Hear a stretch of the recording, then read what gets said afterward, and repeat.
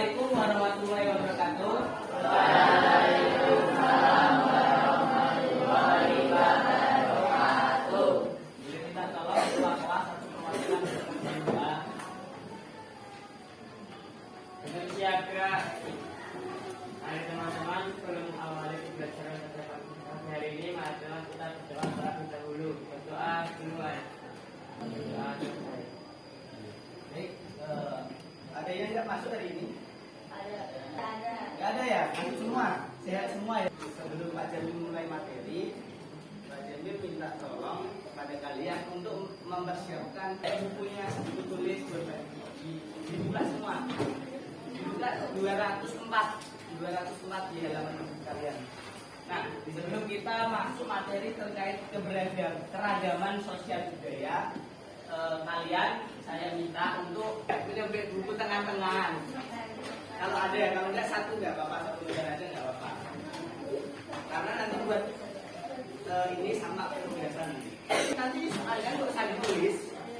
Ini soalnya nggak usah ditulis, langsung dijawab, dikasih nama lengkap, nama sama kelas. Silakan, ini dikerjakan perasaan kalian dalam belajar itu sedih, senang, susah, dalam rasa gimana boleh. Pembelajaran yang paling mudah menurut kalian pembelajarannya siapa atau pelajaran apa? Terus kegiatan yang kalian sukai selama di sekolah itu apa?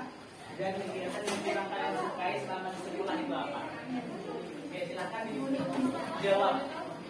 2 menit aja. Sudah semua? Oke. Setelah sudah selesai, tetap dibawa sendiri. Nanti setelah selesai penugasan di akhir, nanti dikumpul. Kita akan belajar terkait keragaman sosial budaya di masyarakat. Keragaman itu apa sih kalau kalian pernah dengar keragaman? Apa? Bermacam-macam. Terus apa lagi? Bineka Tunggal Ika, apa? Terus apa lagi? Budaya dan sebagainya. Nah, keragaman itu jadi segala macam sesuatu yang berkaitan dengan sosial dan budaya. Sosial itu maksudnya apa? Interaksi antara Pak Jamil dengan murid, ini namanya interaksi sosial individu dengan kelompok. Kalau 2 orang sama 2 orang bertemu, kelompok sama kelompok, karena 2 orang itu sudah masuk ke kelompok. Oke, satu pahami. Kalau budaya apa budaya? Budaya itu bisa dari tradisi. Tradisi itu kebiasaan seorang. Misal kebiasaan kalian atau budaya kalian ketika bangun langsung membersihkan kamar dulu atau langsung sholat subuh dan sebagainya. Itu bentuk dari kebudayaan, kebiasaan. Kamu pernah dengar kata-kata al biasa minal kulino? Ya. Nah, kebiasaan itu ketika kebiasaan itu baik, maka akan secara tidak langsung itu akan kalian terapkan setiap tujuan pembelajaran itu apa yang diharapkan Pak Jamil dan diharapkan kalian itu dapat tercapai. Yang pertama, peserta didik atau kalian itu mampu menganalisis keragaman atau keberagaman sosial budaya di masyarakat sesuai dengan level kognitif kalian, kemampuan kalian. Yang kedua, peserta didik mampu mengumpulkan informasi keragaman sosial budaya masyarakat suatu provinsi dengan tanggap. Jadi nanti kalian itu disuruh analisis terkait misal provinsi Jawa Tengah nih ada namanya rumah apa kalau Jawa Tengah kayak gitu. Jadi ada analisis kayak gitu. Terus yang ketiga, peserta didik mampu menyajikan hasil diskusi keragaman sosial budaya di masyarakat. Nah, kita mulai terkait keragaman sosial budaya di masyarakat. Nah, keragaman itu dapat terjadi karena ada apa? Ada perbedaan. Nah, perbedaan ini terus adanya interaksi sosial. Indonesia itu termasuk negara maritim enggak? Ya. Karena luas laut Indonesia itu lebih besar daripada luas daratannya. Kalau lautnya itu sekitar 3 kilometer. Nah, teritorial, pernah dengar? Dan ZEE, zona ekonomi eksklusif. Nah, nanti saya terangkan ini juga. Jadi dibagi dua. Ini ada 3 jutaan, 3 juta 1 kilometer persegi. Nah, ini 2,7 juta kilometer persegi. Kalau dekatannya sekitar 1.905 kilometer persegi. Ini ada 1.000. Oke, itu. Jadi lebih luas lah lautnya, makanya Indonesia termasuk negara maritim. Oke, so jadi adanya keberagaman ini karena Indonesia itu dibatasi oleh wilayah perairan karena banyak pulau dan lautnya lebih besar sehingga banyak orang atau setiap daerah itu mengembangkan kebiasaannya, tradisi tadi atau menjadi kebudayaan. Keragaman dipengaruhi faktor geografis terhadap budaya. Itu ada 3. Jadi keragaman atau keragaman sosial itu dipengaruhi 3 faktor. Yang pertama ada isolasi geografis. Isolasi geografis ini tadi Pak Jamil sebutkan. Isolasi geografis. Nah, isolasi geografis Indonesia, negara kita atau masyarakat kita itu terisolasi, terbatasi oleh dengan adanya laut dan pulau-pulau yang sangat banyak ini. Nah, sehingga orang-orang zaman dulu karena belum ada alat transportasi yang mumpuni atau kapal-kapal yang canggih, itu jarang keluar, jarang ke misal Jawa, Kalimantan itu sangat jarang sekali. Kalau enggak ada kebutuhan yang benar-benar mendesak. Nah, sehingga orang-orang zaman dulu itu benar-benar memanfaatkan hal ini untuk menguatkan tradisinya, ciri khasnya daerah masing-masing itu apa? Contoh kalau makanan di Jawa banyaknya apa? Soto, sate dan sebagainya. Nah, itu bentuk dari budaya, kebiasaan atau tradisi tadi. Nah, laut ini yang memisahkan kita. Kita bahas laut ya. Laut itu tadi dibagi jadi 2, teritorial dan zona ekonomi eksklusif. Nah, teritorial itu ditarik dari mana, Pak? Nah, ditariknya itu dari tepi pantai. Yang ditarik 0 sampai 12 mil. Nah, gimana ya? Ada gambarnya. Contoh ya, ini gambar pantai. Nah, teritorial itu ada di sini. ZEE itu ada di sini 200 mil. Jadi semakin ke sini laut itu semakin dalam, semakin berbahaya. Nah, nanti setelah ZEE ada namanya laut internasional, punya negara lain, sudah punya negara lain. Jadi ketika ada orang Indonesia atau Malaysia, orang Singapura tiba-tiba mancing atau nelayan ya kemana, ambil ikan di zona ini, itu bisa kena sanksi. Keragaman Indonesia ini harus nanti dilestarikan. Apabila tidak dilestarikan, terutama pemerintah ya, pemerintah itu punya andil yang sangat besar. Jadi buat kebijakan, buat keputusan itu pemerintah sangat andilnya sangat besar. Ketika keberagaman ini tidak dilestarikan, maka bisa terjadi konflik. Tahu konflik? Apa itu? Kesalahan. Iya, masalah terus pertarungan kayak gelut dan sebagainya itu terjadi konflik. Kalian bikin pendapat bisa konflik nggak? Bisa.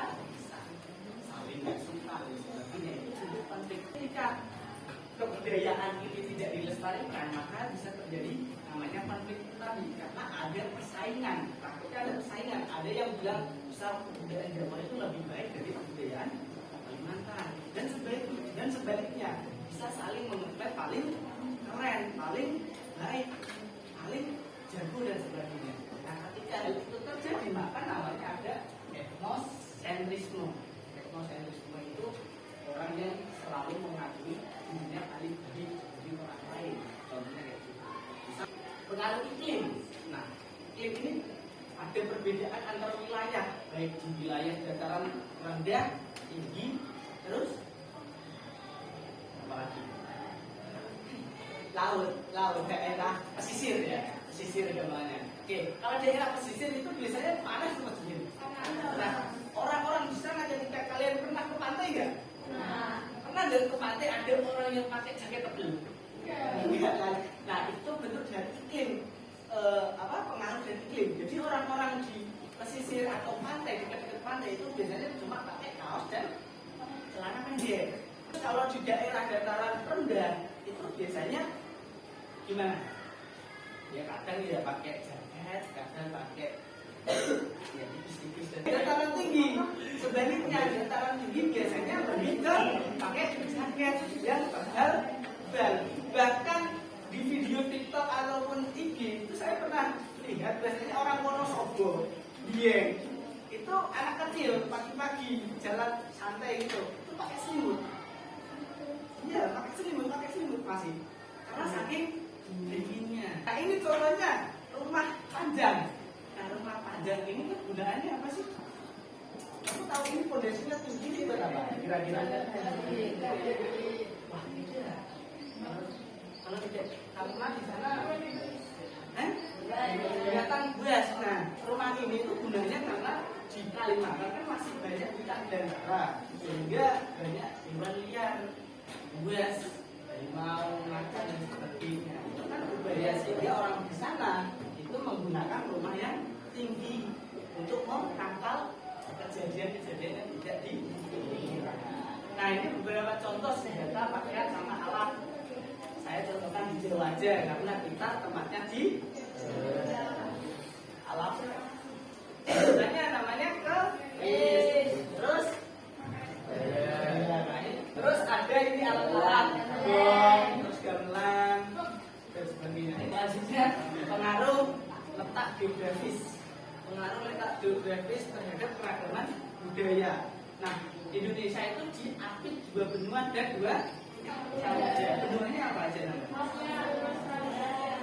Australia dan Asia. Asia itu benua terbesar atau terkecil?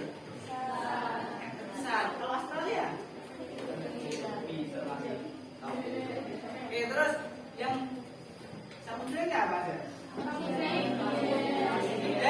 India. Jadi diapit, disilang. Nanti ini benuanya, ini samudranya. Oke.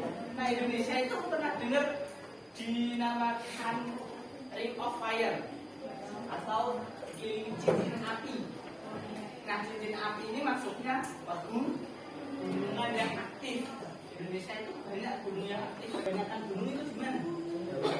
Jawa dan Sumatera.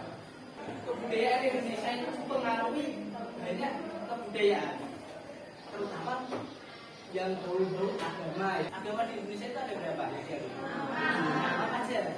Nama ketujuh. Oke, satu ayo satu. Islam, Kristen, Katolik, Hindu, Buddha, Konghucu. Yang ketujuh itu ada sebenarnya.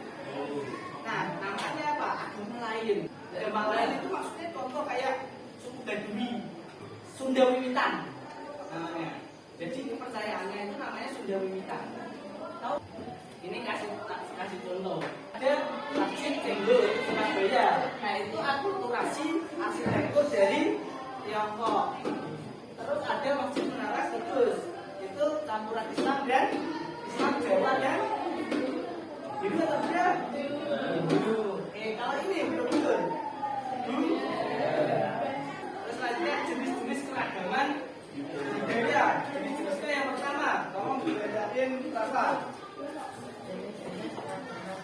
Iya.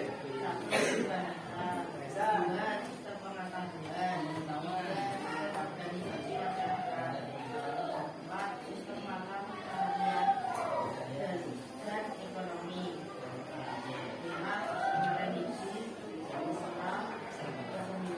Oke, terima kasih Mas Pak. Nah, biasa di Indonesia itu ada berapa jumlahnya?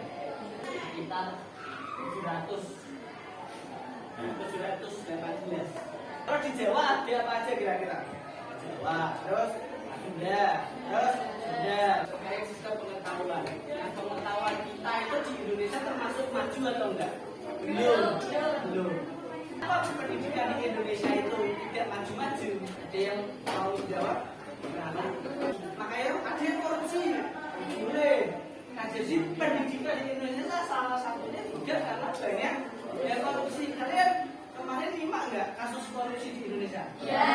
Masuk Liga Champion korupsi. Ya. Dan tingkat pertama siapa? Selanjutnya ada sistem organisasi masyarakat. Yang kalian ketahui di masyarakat organisasinya apa aja? PKK. Ibu-ibu mesti biasanya diajari. Ini harus apa? PKK. Terus apa lagi? Darwis. Darwis itu kayak arisan. Ibu-ibu tadi. Kayak RT RW itu termasuk sistem organisasi. Bahkan keluarga kalian itu termasuk organisasi lingkup paling terkecil keluarga. Oke, selanjutnya sistem mata pencarian dan ekonomi. Nah, orang-orang zaman dulu itu sistem pencariannya gimana? Jadi mulai meramun berburu, barter, terus logam, kertas, sama elektrik. Sistem religi dulu orang dulu itu animisme dan dinamisme kepercayaannya. Belum ada agama dulu. Terus ada Hindu, Buddha, Islam sampai sekarang. Dan selanjutnya ada kesenian. Nah, kesenian itu tadi banyak contohnya ada kesenian Jawa. Kamu pernah lihat wayang reog? Kita kan belum mengajarkan puisi. Kita ngajarin puisi dulu ya, belum nanti main game. Silakan kertas tadi dulu. Puisinya di kertas tadi. Yang baik, yang bagus. Puisi keragaman sosial budaya atau budaya keragaman tentang Jawa boleh, tentang Kalimantan boleh, atau tentang alat musik, makanan. Tradisi keragaman budaya makanan daerah, suku, agama. Apa budaya masyarakat boleh. Kok masih mengandung kebudayaan atau keragaman? Yang sudah boleh dikumpulkan.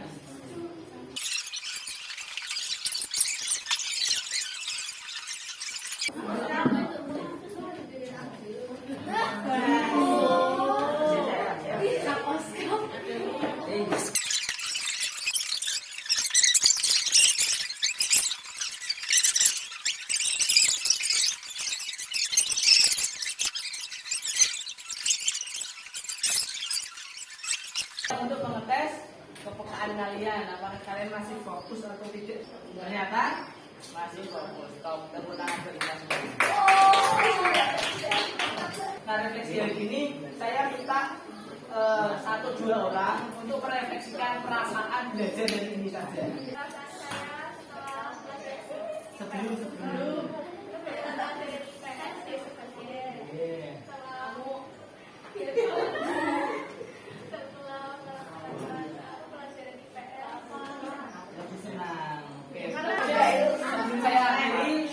Kesimpulan pada pagi hari ini terkait keberagaman sosial budaya, yaitu tadi keberagaman budaya itu dipengaruhi 3 faktor. Yang pertama faktor pengaruh isolasi geografis, yang kedua letak geografis, yang ketiga kondisi iklim.